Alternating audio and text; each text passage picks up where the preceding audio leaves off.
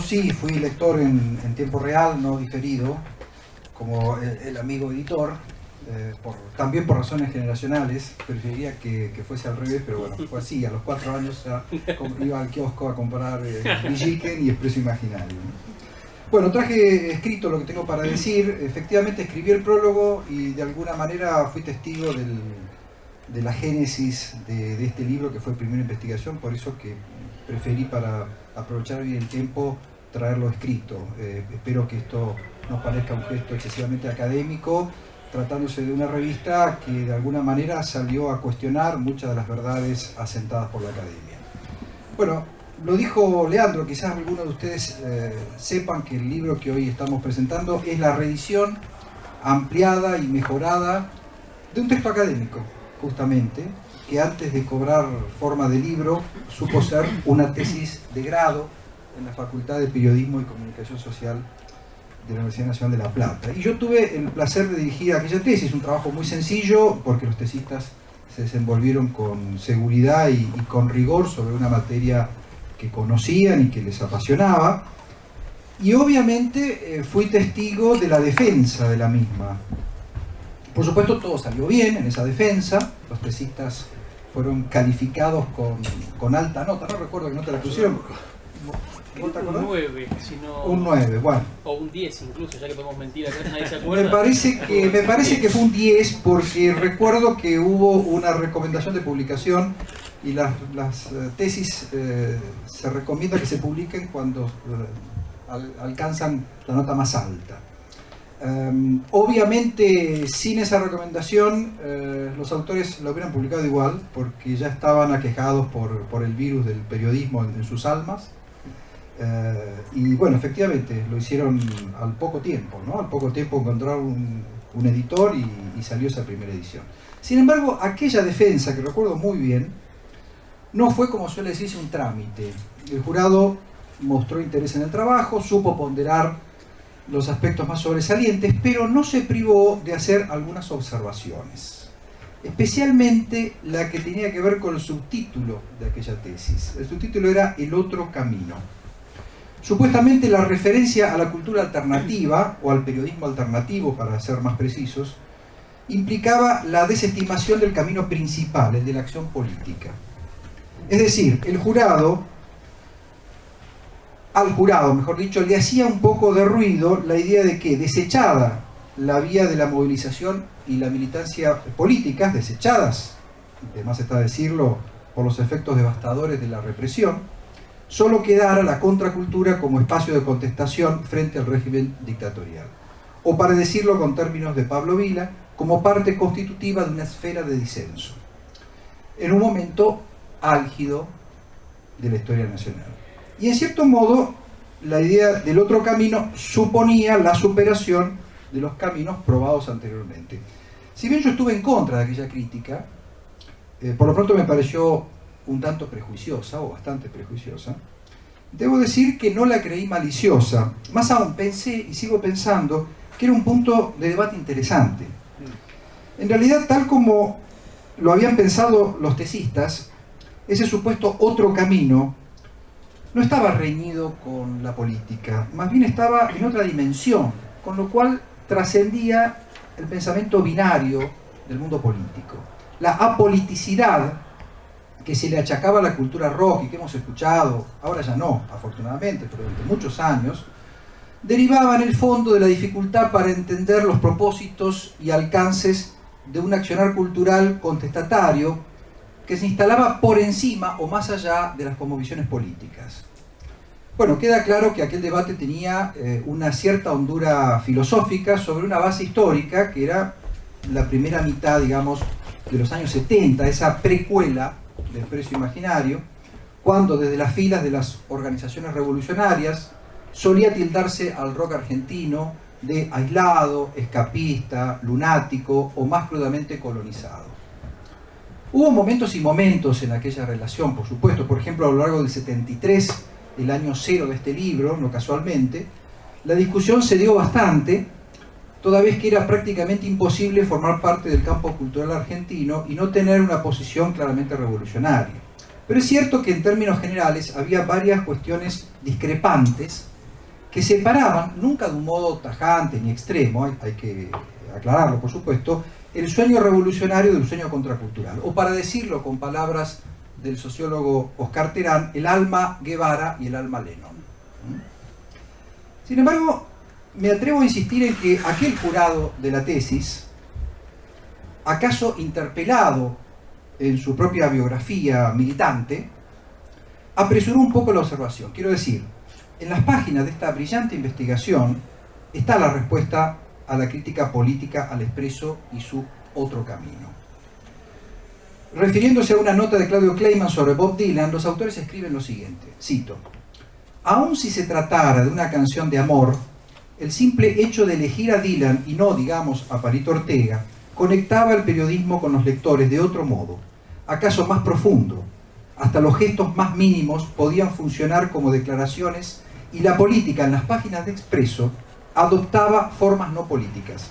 Una larga cadena de acontecimientos mínimos y espontáneos estaba plantando las señales para los caminos alternativos». Muy clara era esa definición del camino estético de Bob Dylan, y como esta podríamos encontrar muchas más. Y esto que acabo de citar, que releí en estos días para preparar justamente estos apuntes, me trajo a la memoria un texto muy interesante de Greil Marcus, que es un gran crítico, historiador de rock, uno de los mejores, incluido en su libro El basurero de la historia. Allí Marcus cuenta que su hija Cecil investigó la situación de la poesía argentina durante la dictadura militar, justamente. Recuerdo que Don Vitale me habló de esta chica y de una entrevista que tuvo con ella. Lo entrevistó a Don y creo que lo entrevistó también a Jorge Pistocchi. Y a propósito de esas circunstancias y que su hija viajara a la Argentina a investigar la situación de la poesía bajo la dictadura, Marcus en ese libro, en un artículo de ese libro, anota lo siguiente, cito: «Bajo la inimaginable presión de una dictadura, ciertos actos son gestos de una vida cotidiana subestimada, vividos en una especie de clandestinidad transparente. No existía la idea de que mientras la gente realizaba esos actos, estaban haciendo historia, escribiendo la historia». Fíjense la notable similitud, porque sé que los autores no habían leído todavía este texto de Marcus, que salió un par de años más tarde, la increíble similitud que hay entre la observación que hicieron ellos sobre la crítica de Kleiman y lo que Marcus, a más de 10.000 kilómetros de distancia, observaba sobre la dictadura argentina particularmente, ¿no? Y esta idea de la clandestinidad transparente se puede aplicar perfectamente a la historia de La Expreso. Yo soy de los que dicen La Expreso, porque es la revista Expreso, ¿no? Porque la leíste en ese momento. Porque la leíste para nosotros, según para ustedes es El Expreso. Sí. Sí, eso y muchas cosas más, la pelada, la gordura, etcétera, los anteojos. Bueno. Pero eso es por ir al que hablas. Eso es por ir al kiosco y decir, ¿tiene el Expreso? Tenés razón. Nosotros no fuimos. Exactamente. Lo que digo es que La Expreso era una revista que circulaba en espacios públicos. No había que estar en la clandestinidad, no había que pasar la clandestinidad para conseguir esta revista. De hecho, la adquiríamos en los kioscos y de su primer número nos enteramos, por lo menos yo, por unos afiches en las calles de Buenos Aires. Pero a la vez, Expreso Imaginario permanecía al margen del sistema de medios de la época. Y su agenda, que me parece un tema clave para entender todo el periodismo, y particularmente el de esta época, su agenda era una verdadera contraagenda, algo muy difícil de imaginar hoy. Pero claro, yo no quiero hablar de La Expreso por encima del libro que estamos presentando, o en todo caso quisiera seguir hablando de La Expreso en relación al libro que estamos presentando, porque es un libro muy importante para el conocimiento de aspectos poco conocidos de la historia argentina reciente. Es un libro anfibio, diría yo, ¿no? En el sentido que pertenece a dos series a la vez. Por un lado, las series de las investigaciones sobre el periodismo argentino en diferentes etapas de su evolución. Humor, satiricón, la opinión, crisis. Y en esa serie entra perfectamente Expreso Imaginario. Y por otro lado, la serie, en estos días, superpoblada de trabajos sobre historia del rock en la Argentina. Creo que esta doble pertenencia es de por sí ejemplar, porque por un lado levanta la vara de los libros sobre música de estos últimos años, muchos libros, pero quizás no tantos interesantes y rigurosos, hay que decirlo, y asimismo le da un tironcito de orejas a los historiadores culturales que, aún sin decirlo, porque sería decirlo políticamente incorrecto, siguen pensando que esta historia, la de Expreso, el rock, la contracultura, los hippies, etc., tiene poco para decir de la sociedad argentina más allá del consabido tema de la identidad cultural de los jóvenes o de la identidad sociocultural de los jóvenes. Y en este sentido, Estación Imposible se instala con autoridad en la Biblioteca de Estudios Culturales Argentinos. Yo perfectamente, bueno, yo lo tengo entre los libros de música, pero perfectamente podría pasarlo a la otra serie y colocarlo al lado de la biografía de Timberman de Graciela Mochowski. Es un gran trabajo.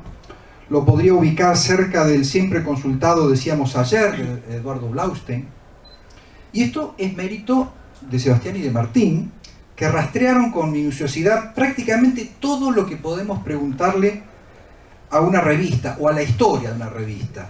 Sus hacedores, sus formas de producción, sus temas, las secciones y los criterios de diagramación, su público lector, que en este caso, en el caso de La Expreso, también se expresaba en una provechosa sección especial, el célebre correo de lectores, que era mucho más que un simple correo de lectores, los debates internos, que fueron bastante intensos, hasta el punto de quebrar en dos la historia de la publicación, y sobre todo la posición de la revista frente a la realidad nacional tan aciaga en aquellos años. Mérito de los autores, entonces, de Sebastián y de Martín, esta disección inteligente, documentada de una revista para jóvenes, escrita en una época filicida. Mérito en saber valorar retrospectivamente el sendero trazado por La Expreso, y para decirlo de una buena vez, Expreso Imaginario fue tan importante como Contorno, Crisis o Punto de Vista, por citar revistas culturales que, salvo la de Beatriz Arlo, Punto de Vista, que fue coetánea perfecta de La Expreso, produjeron masa crítica en otros momentos de la Argentina. Es cierto que Expreso no generó un David Viñas como Contorno y un Eduardo Galeano como Crisis, pero esto no vuelve su historia menos valiosa. Justamente creo que la gran diferencia estuvo en la contracultura como marco de referencia de esta aventura de Pistocchi, Lernoux y los demás. Y por eso, y porque vivió bajo las condiciones aberrantes de la dictadura, su legado no puede medirse en los mismos términos de consagración literaria que sustentaron otras revistas culturales y literarias en la República Argentina. Recordemos, sin ir más lejos, que desde París, en aquellos años, Julio Cortázar afirmaba la imposibilidad de pensar críticamente si uno vivía en la Argentina de la Junta Militar. Y bajo esas condiciones, la identidad contracultural volvió a la revista un reservorio de temas diversos, a veces extraños, otras veces centrales en el mundo cultural de aquel tiempo. Por ejemplo, la crítica de Pipo Lernoux a Fiebre de sábado a la noche. Era un tema bien de agenda y Pipo fija una posición diametralmente opuesta a la de la mayoría de las secciones de espectáculos de los diarios de aquel entonces.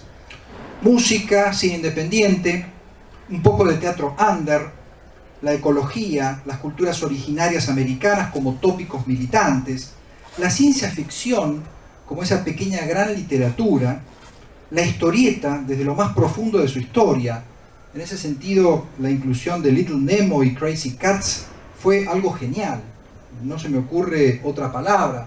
Pensemos que hoy nos demoramos y se nos hace agua a la boca frente a las vidrieras de las librerías más cool de Buenos Aires o de cualquier ciudad del mundo para contemplar esos preciosos comic books, ¿no? Otro viejo arte menor hoy convertido en mayor, y nosotros mensualmente recibíamos eso en un formato grande y con muy buena calidad de reproducción.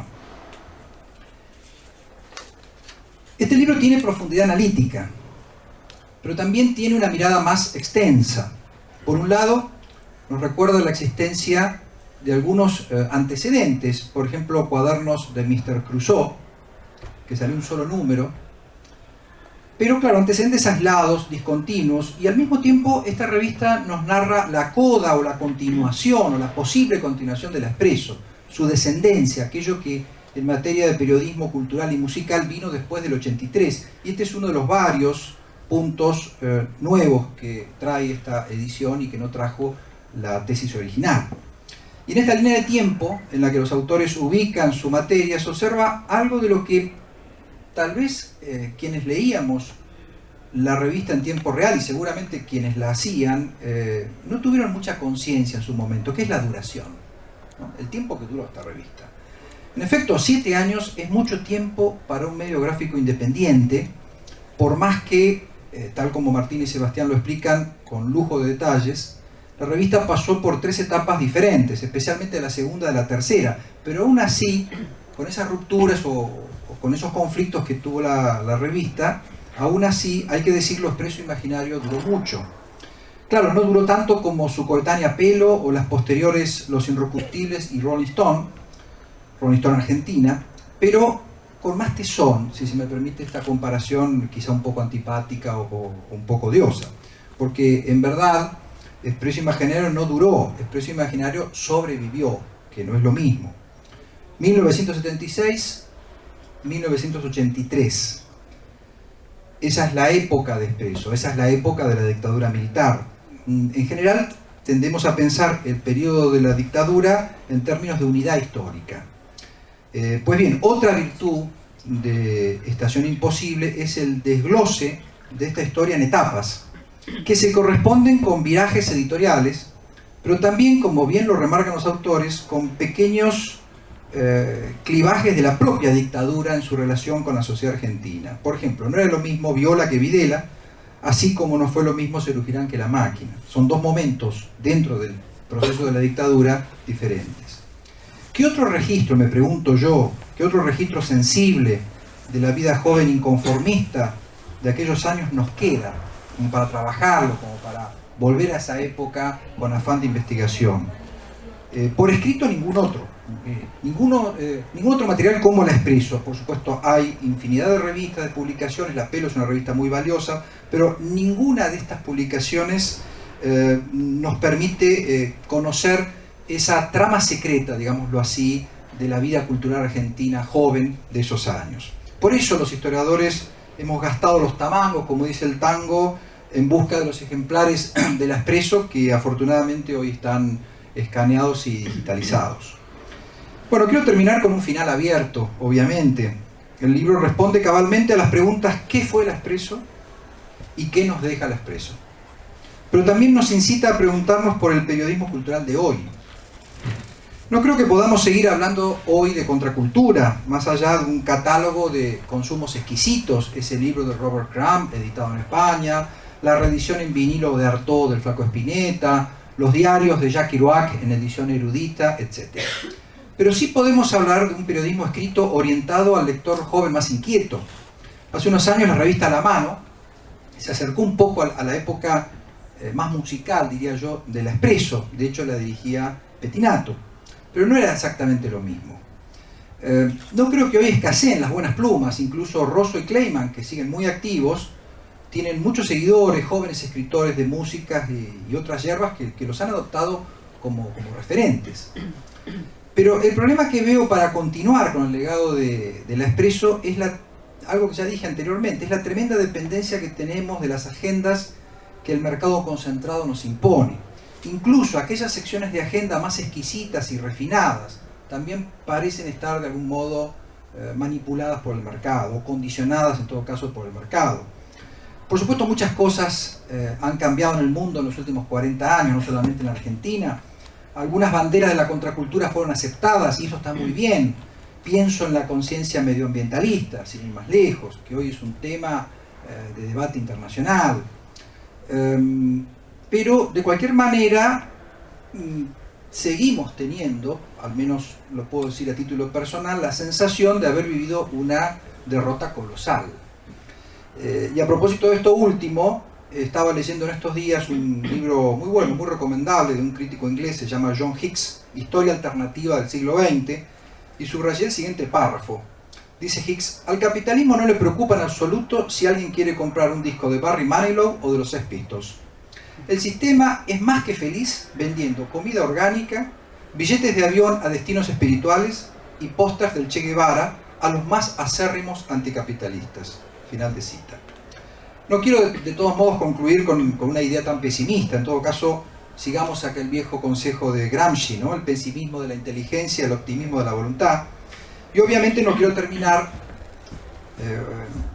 antes de pasarle el micrófono a los autores, sin felicitarlos, sin felicitar a Sebastián y a Martín públicamente, ya lo hice en muchas oportunidades, por este magnífico libro que no solo nos informa de un modo detallado de la historia del Expreso, sino que también nos incita a repensar el enfoque con el que la querida revista supo observar el mundo moderno, el mundo contemporáneo y el momento, insisto, tan crítico que vivió nuestro país en la segunda mitad de los años 70.